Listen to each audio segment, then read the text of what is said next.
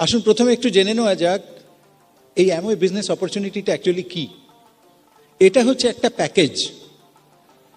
আপনি জীবনে যা চান, বেশিরভাগ মানুষ জীবনে যা যা কিছু চায়, সমস্তগুলো পাওয়ার একটা সুযোগ।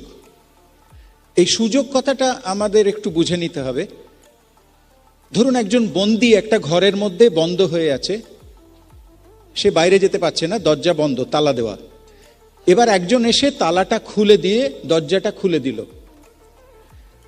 সেই বন্দী বেরিয়ে যেতে পারে, ওই দরজাটা তাকে সেই সুযোগ করে দিল, কিন্তু দরজাটা তাকে হাত ধরে টেনে বের করবে না। দরজা কোনো কাজ করতে পারে না, দরজা একটা সুযোগ দিতে পারে। এবার আমি যাব কিনা, উঠবো কিনা, বেরোবো কিনা, কে দেখে ফেলবে, কে কি মনে করবে, এইগুলো অতিক্রম করে আমাকে ডিসিশনটা নিতে হবে এবং বাকি কাজটা আমায় করতে হবে। তার মানে সুযোগ অ্যাভেল করলে কাজ করে, অ্যাভেল না করলে কাজ করে না। সুযোগ, opportunity is something to be availed. সোনার দাম কমছে, যার কেনার ইচ্ছে নেই তার কাছে এটা কোনো সুযোগ নয়, এটা just a piece of information. কিন্তু যার এখন বাড়িতে বিয়ে বা কিছু কোনো কারণে সোনা কেনার প্রয়োজন, তার কাছে এটা একটা সুযোগ যে দাম কমেছে, এই বেলা কিনে নাও। এইরকম অহরহ প্রতিনিয়ত আমাদের সামনে পৃথিবীর বিভিন্ন ঘটনাবলীর মধ্যে দিয়ে বহু সুযোগ তৈরি হচ্ছে তাদের জন্যে যারা সেটা খুঁজছে। আবার তার পাশের লোকের কাছে সেটা একটা অর্থহীন ব্যাপার। এই বিজনেসটা আমাদের জন্য সেই সুযোগ অফার করে। আমার আপলাইন, এবার আমার যদি মনে হয় আমি বন্দি একটা ঘরের মধ্যে, আমার পয়সা নেই, আমার স্বপ্ন পূরণের কোনো হোপ নেই, আমার ফ্রিডম নেই, আমার কোনো কিছু নেই, আমার আপলাইন যদি আমায় বলে তোমার কি এগুলো চাই, আমি তোমায় একটা সুযোগ করে দিতে পারি, বলে সে আমার দরজার তালাটা খুলে দিল, আমায় সাইন আপ করালো। অটোমেটিক কিছু ঘটবে না, দের ইজ নো ম্যাজিক। এবার আমায় সিদ্ধান্ত নিতে হবে, এই সুযোগটা অনেকে পায় না, আমি পেয়েছি। আমার পাশের ঘরগুলোর বন্দীদের সব দরজা বন্ধ, আমারটা কেউ দয়া করে খুলে দিয়েছে। এবার আমি বেরোবো কি বেরোবো না? আপনি যদি খাঁচার দরজা খুলে দেন, ময়না, কোকিল এরা উড়ে পালিয়ে যাবে, কারণ তারা এরকম একটা সুযোগের সন্ধানে ছিল। কিন্তু আপনি একটা কোটরের মধ্যে পেঁচা থাকে, তাকে যদি দিনের বেলায় গিয়ে চেষ্টা করেন বের করার, সে বেরোবে না, কারণ দিনের আলোতে তার অ্যালার্জি আছে। এমন কাউকে যদি আপনি প্ল্যান দেখান যে খুঁজছে না, যার ফ্রিডমেতে অ্যালার্জি আছে, তাকে প্ল্যান দেখানোই বৃথা। আর একটা কথা, এই প্ল্যানটা আপনি কিভাবে বুঝছেন, কিভাবে বোঝাচ্ছেন? আপনি কি বিগ পিকচার দেখান? আপনি কি তাকে বলেন একটা ব্রাইট লাইফস্টাইল, তার মানি পার্ট এবং টাইম দুটোই পাবেন টু এনজয় দ্যাট লাইফস্টাইল। এই বিজনেস থেকে আপনি টাইম আর্ন করবেন। আপনি কি তাকে বলেন টেনশন ফ্রি লাইফস্টাইল, প্রচুর বন্ধু, শুভানুধ্যায়ী, excellent association, positive friendly association, যেটার মধ্যে দিয়ে আপনার সেলফ ডেভেলপমেন্ট হবে। সেলফ ডেভেলপমেন্ট হওয়াটা জরুরি, সেলফ ইমেজ বাড়াটা জরুরি। এবার আপনি কি সেইভাবে প্ল্যানটা দেখাচ্ছেন? আপনি কি free world tour, opportunity to fulfil all your dreams, এই সমস্ত কথাগুলো ইউজ করছেন, নাকি জয়নিং ফ্রি, 20% ডিসকাউন্ট, ব্যাস 1 মিনিটের প্ল্যান, সারাদিনে 24 জনকে শুনিয়ে দেওয়া যায়, জয়নিং ফ্রি, 20% ডিসকাউন্ট। এতে করেও কিছু লোক জয়েন করবে এবং তারা প্রোডাক্ট ইউজ করার জন্যই জয়েন করবে। 20% ডিসকাউন্ট এনজয়। দেখুন, এটা একটা ইনকাম অপরচুনিটি। আপনি যদি এটাকে সেভিং অপরচুনিটি বলে প্রেজেন্ট করেন, তাহলে সেই রকম লোকই পাবেন। প্রত্যেক টিমেতেই কিছু প্রজিউমার থাকে, কিছু লোক থাকে যারা নেটওয়ার্কিং করবে না, বিজনেসটা বিল্ড করবে না, শুধু প্রোডাক্টে 20% ডিসকাউন্ট, তাতেই খুশি। কিন্তু তার একটা ব্যালেন্স আছে, রেশিওর একটা ব্যালেন্স আছে। আমি সেই টিমের লিডার হিসেবে যদি নিজেই কেবল 20% ডিসকাউন্ট আর ফ্রি জয়েনিং করতে থাকি, আমার টিম প্রজিউমারে ভরে যাবে। তার মানে আমার টিমে কোনোদিন ডুপ্লিকেট আর পাবো না। তার মানে আমার টিমে কোনো লিডার আসবে না who will take responsibility of a team. সে প্ল্যান দেখে ঢোকেনি, প্ল্যান দেখাবেও না। সে কোনোদিন পেস মিটিং আসবে না, ব্রিট ওপেনে আসবে না। আমি দেখি প্রত্যেকের টিমে অনেক কিছু জয়েন করছে, ওই একদিন ফোনে বলছে, অজিতবাবুদা এখানে একজন জয়েন করেছেন, আপনি একটু কথা বলে নিন, একটু ওয়েলকাম করে নিন। ওই যে ওয়েলকাম করলাম, ওই শেষ কথা হয়ে গেল। তাকে আর তারপরে দেখিও না, মিটিংয়েও আসে না, কিছু না। কেন বলুন তো? তার মিটিংয়ে আসার, সিডি শোনার বা প্লাগ ইন করার, সিস্টেমে প্লাগ ইন করার মোটিভেশন কোথায়? সে গ্লিস্টার দিয়ে দাঁত মাজবে, তার জন্য সিডি শোনার দরকার আছে নাকি? সে 20% ডিসকাউন্টে S8 কিনে কাপড় কাচবে, তার জন্য ফাংশনে আসার কি দরকার? তার মানে আমরা যেভাবে প্ল্যানটা শো করছি, আমরা নিজেরাই তাদের কাছে ব্রিজ সিস্টেমটাকে একদম ইউজলেস করে দিচ্ছি। তাদের কাছে ব্রিজ সিস্টেমের কোনো অস্তিত্বই থাকবে না, শুধু প্রোডাক্ট প্রোডাক্ট প্রোডাক্ট। পৃথিবীতে যত নেগেটিভ আছে, পয়সা নেই, স্বপ্ন নেই, সিকিউরিটি নেই, রেকগনিশন নেই, হোপ নেই, এই সমস্ত নেইগুলোকে যদি এক একটা বাঘ বলেন, এক একটা বাঘ আমাকে খেয়ে নিতে পারে, এত নেগেটিভ, তাহলে এই সব কটা বাঘকে মারবার বন্দুকটার নাম হচ্ছে অ্যামওয়ে অপরচুনিটি। এবার আপনি এটাকে বন্দুক হিসেবে না দেখিয়ে, বন্দুক কিভাবে চালাতে হয় সেটা না শিখিয়ে, যেহেতু লম্বা মতো দেখতে, আপনি যদি বলেন এই নাও একটা লাঠি, ব্যাপারটা তাই দাঁড়াচ্ছে। আমি সেটাকে ইনকাম অপরচুনিটি হিসেবে না দেখিয়ে তার পোটেনশিয়ালটাকে খাটো করে দেখাচ্ছি সেভিং অপরচুনিটি, 20% ডিসকাউন্ট। তাহলে সে সেটাকে লাঠি বলেই চিনল। এবার বাঘ এলে লাঠি দিয়ে মারতে পারবে তো? বন্দুক আর লাঠির তফাৎটা কি? বন্দুক দিয়ে বাঘ দূরে থাকা অবস্থাতে মেরে দেওয়া যায়, আর লাঠি দিয়ে মারতে গেলে অপেক্ষা করতে হয়। বাঘ কাছে না এলে পিঠে বসাবো কি করে? আর যদি বাঘকে কাছে আসতে দিই, তাহলে কিন্তু 50-50, কে কাকে মারবে কেউ জানে না। আমাদের দরকার প্ল্যানটা প্রপারলি দেখানো। এটা বন্দুক, এটা দিয়ে সমস্ত কাজ করা যায়, অনেক কিছু করা যায়, কিন্তু লাঠি হলে সেটা লিমিটেড হয়ে যায়। আমি একজনকে চিনি যিনি জয়েন করেছিলেন, এরকম আমায় শুনতে হয়েছে, আপনাদেরও হয়েছে নিশ্চয়ই, যিনি জয়েন করেছিলেন কিন্তু কিছু করতে পারেননি, কারণ এই বিজনেসটা হয় না।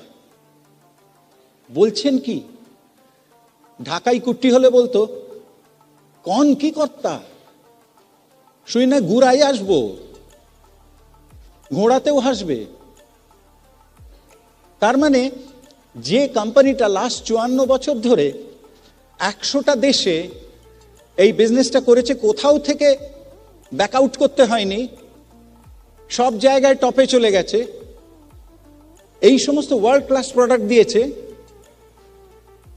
এবং 2012 সালের রেকর্ডেড ফিগার হচ্ছে 11.3 বিলিয়ন, টপ ডাইরেক্ট সেলিং কোম্পানির মধ্যে টপ। 11.3 বিলিয়ন মানে ধরুন 60,000 কোটি টাকার উপরে যার টোটাল টার্নওভার। আর যে কোম্পানিটা ইন্ডিয়াতে এসে লাস্ট 15 বছরে, প্রথম বছরে 100 কোটি থেকে আরম্ভ করে 15 বছর প্রায় 2300 কোটি টাকা ছুঁয়ে ফেললো, এর মধ্যে পরপর 4-5 বছর যারা 20, 22, 23% করে গ্রো করছে, এরপরে বলছেন বিজনেসটা কাজ করে না। তাহলে কাজ করা কাকে বলে?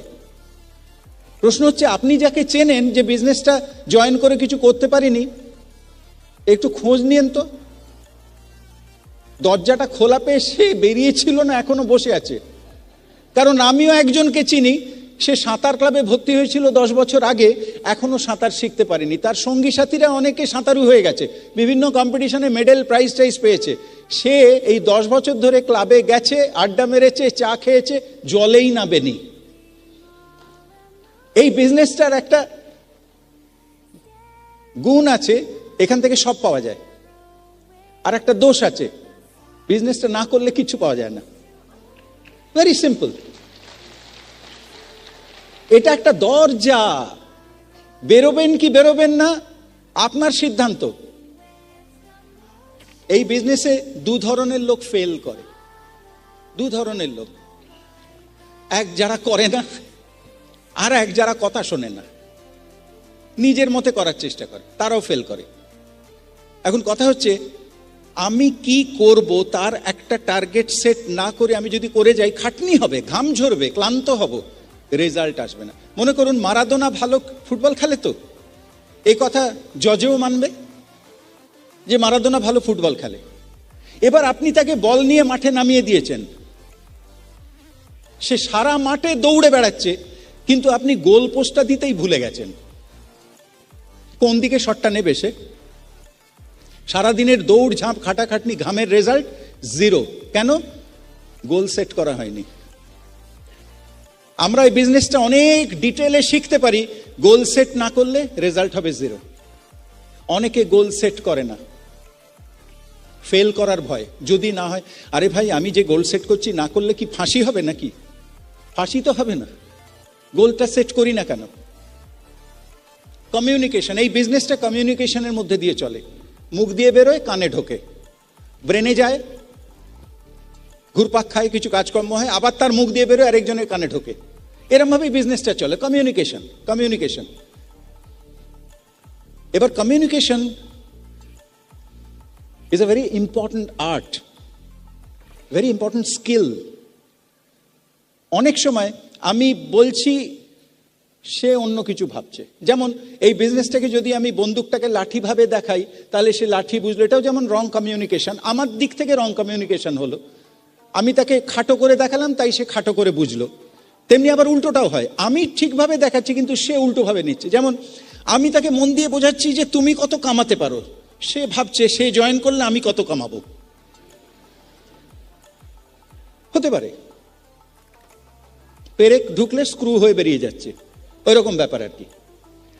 আবার তার মাইন্ডসেট কি? দেখুন, কমিউনিকেশনে বলা হয়, it's not important what you are saying, more important is what he is perceiving. সে কি বুঝলো সেটা বেশি ইম্পর্টেন্ট। আর এই প্ল্যানটা পাওয়ার পয়েন্ট প্রেজেন্টেশন নয়।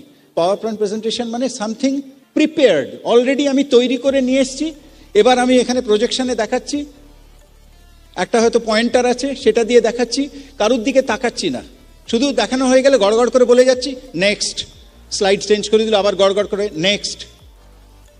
আমি বুঝতে পারছি না আমি যেটা বলছি সেটা সে নিচ্ছে কিনা, সে বুঝতে পারছে কিনা, হাই তুলছে কিনা, ঘড়ি দেখে বাড়ি যাবো যাবো করছে কিনা, কিছুই বুঝতে পারছি না।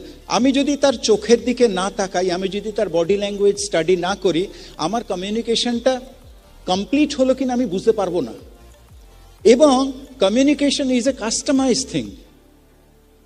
আমাকে বুঝে নিতে হবে আমার অডিয়েন্স কোন ক্লাসের, সে কি বুঝতে পারে, তার অ্যাসোসিয়েশন কি, তার থট প্রসেসটা কি হতে পারে, সেই আন্দাজে আমায় ছাড়তে হবে, তবে এটা সাকসেসফুল হবে, কমিউনিকেশনটা কমপ্লিট হবে।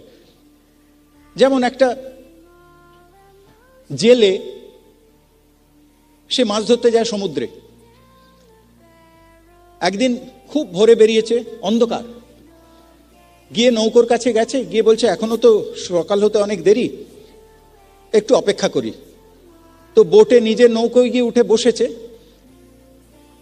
যাবার সময় সমুদ্রের বালির ওপরে অনেক সব ছোট ছোট নুড়ি, পেবলস থাকে, সেই এক মুঠো কুড়িয়ে নিয়ে গিয়ে নৌকোয় বসে বসে ভাবছে, আজকে মাছ পাবো কি পাবো না, এসে বাজারে বেচবো, কত টাকা পাবো, তা দিয়ে আমার বেশ কিছু জায়গায় ধার আছে, কিছু জিনিস কিনতে হবে, এইসব ভাবছে। আর একটা করে পাথর এরম জলে ফেলছে।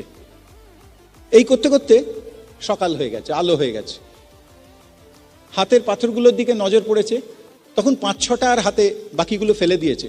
দেখে এই 5-6টা পাথর প্রত্যেকটা ডায়মন্ড। তখন সে কপাল চাপড়াচ্ছে, তার মানে এতক্ষণ ধরে যেগুলো ফেলেছি সবগুলোই ডায়মন্ড ছিল। হায় ভগবান, ওইগুলো যদি সব থাকতো তাহলে আমার সারা জীবনে। যাই হোক, এই অবধি বলে আমার ছেলে, সে ছোটবেলা থেকেই স্কুলে যাওয়ার জন্যে শীতকালে স্কুল টুল খুব ভোরে উঠতে হয়, তাকে প্রায় অত্যাচার, টেনে হিঁচড়ে বিছানা থেকে ওঠাতে হয়। আপনাদের সকলেরই অভিজ্ঞতা, বাচ্চাদের উঠিয়ে সকালবেলা স্কুলে পাঠানো, তার খুব বিরক্তি লাগতো। তো এই গল্পটা আমি তাকে বললাম যে এই গল্পটা শুনলি তো, এটার মরাল কি, এটার মেসেজ কি বলতো? সে এক মুহূর্ত না ভেবে বলল, অত ভোরে ওঠার দরকার কি?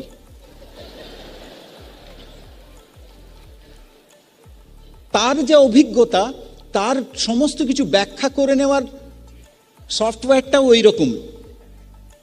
এটা আমায় বুঝে বলতে হবে, কারণ আমি ভাবছি সে গল্পের মেসেজটা পেলো অন্যরকম ভাবে পেলো, তার মতো করে পেলো। এইগুলো হচ্ছে কমিউনিকেশনের ডিফারেন্ট শেডস। কেউ বলবে ব্যবসা তো ভালো বুঝলাম, কিন্তু আমার অত সময় নেই। এখন সময় নেই ব্যাপারটা রিলেটিভ টার্ম। আমি যদি জানি আমার কি কি লাগবে, আর যদি জানি এই ব্যবসাটা কি কি দিতে পারে, দুটো যদি ম্যাচ করে, তাহলে এই ব্যবসা করাটা আমার প্রায়োরিটি লিস্টে ওপরে চলে আসবে। প্রায়োরিটি লিস্টে যদি ওপরে চলে আসে, সময় আপনি বেরোবে।